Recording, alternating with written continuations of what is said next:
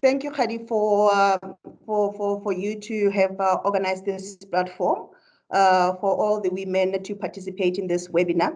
And thank you to DDG Makubela and his esteemed office. All the beautiful ladies on this platform that have joined us this morning, welcome. And big ups to Khadi. Congratulations. This has finally come together for the women that have joined us on this platform to deliberate, a little bit more on the LPG industry. I would just like to introduce a little bit of background to where I come from within this industry. I received my wholesale license in 2008.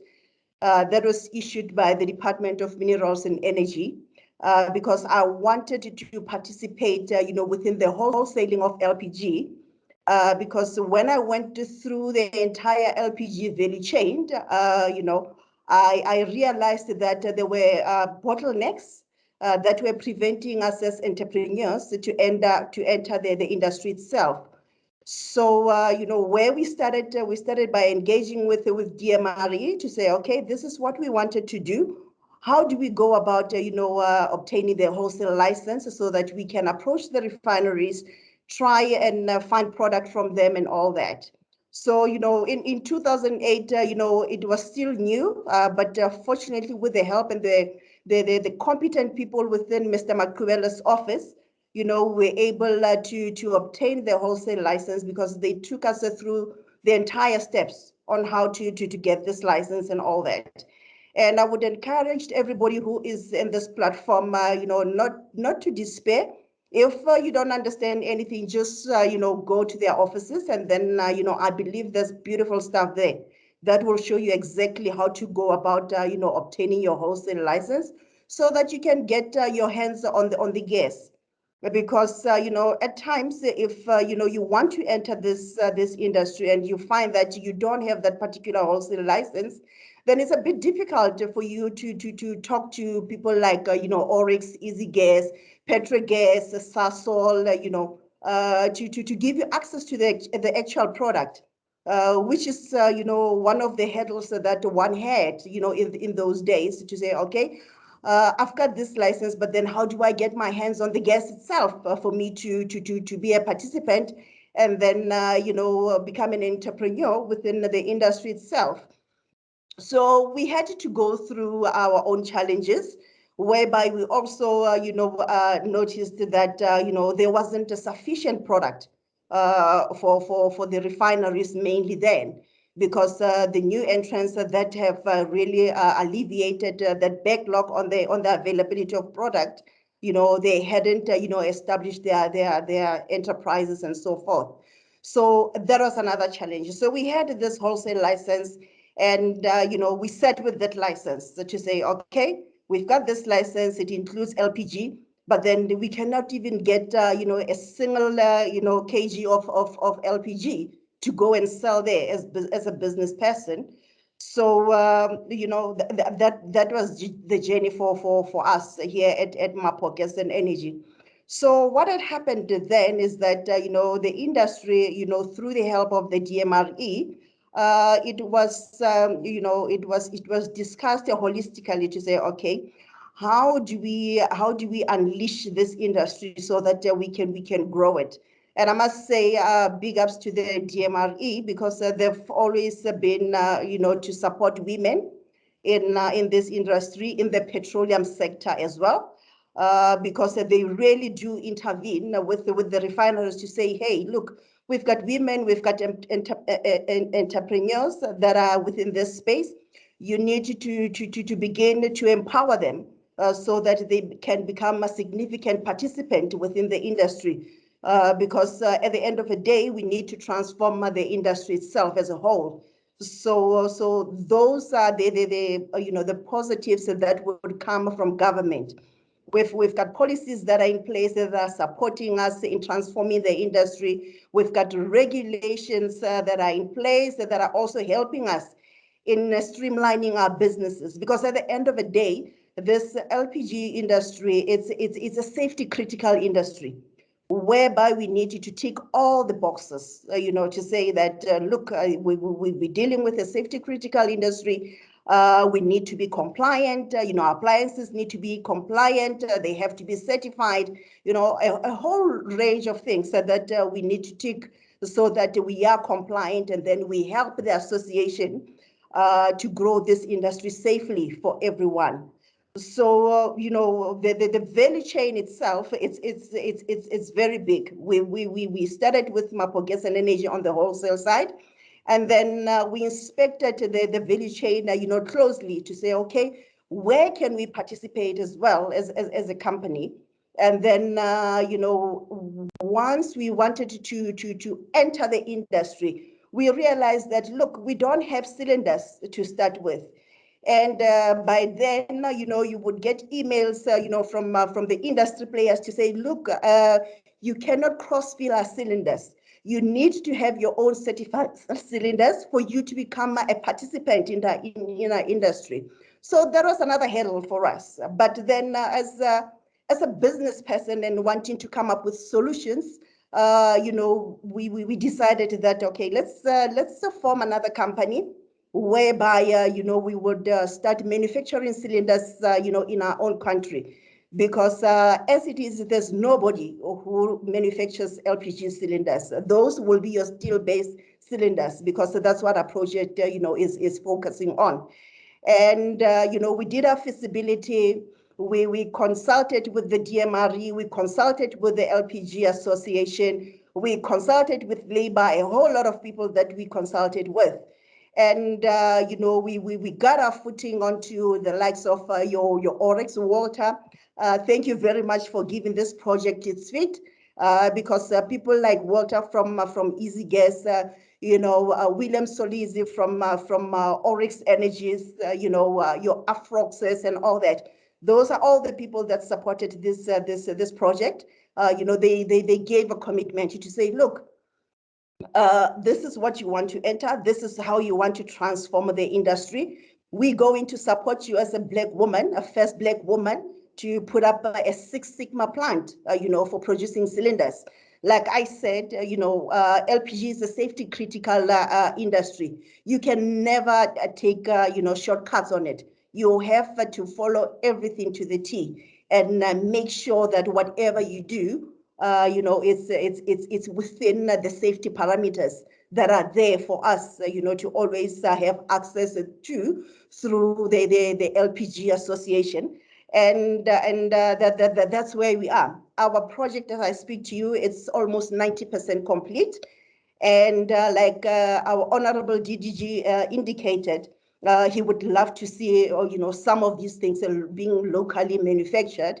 As I speak to you, I know for a fact that, through this manufacturing facility, we do have the equipment, but the valves that are going to be used for the cylinders that will produce for the industry here in South Africa, we have to import them.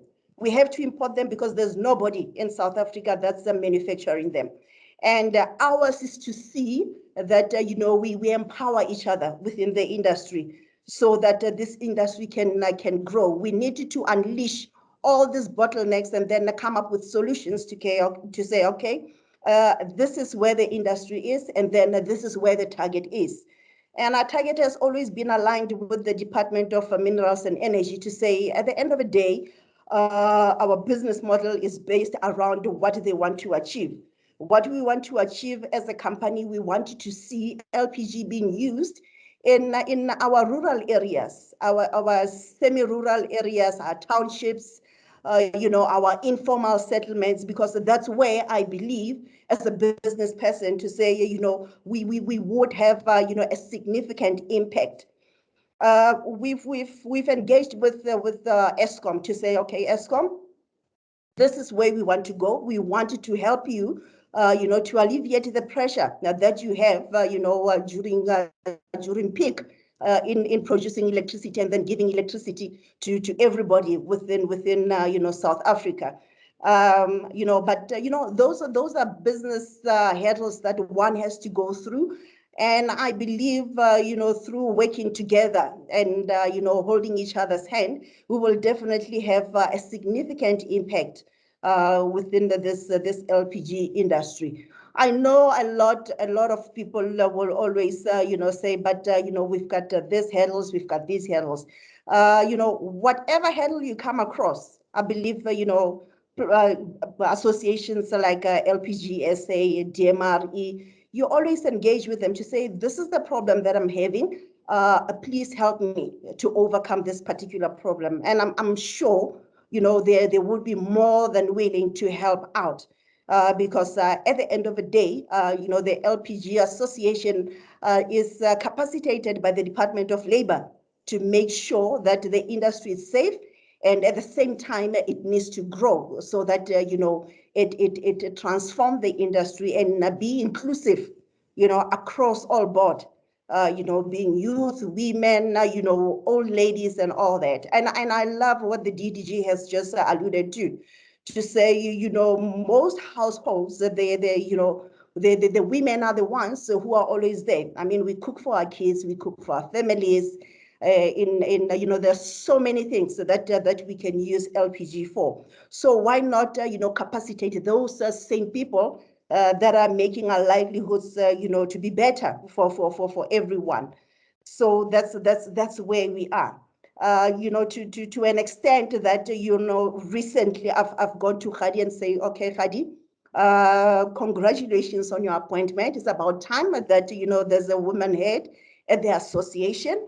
What we would love to do with the association and any other institution that, is interested is to say, we've got the association, but I think the disadvantage is that we only have one office that's based in Gauteng. What about the rest of the 11 provinces that we have that we wanted to expand the LPG industry to?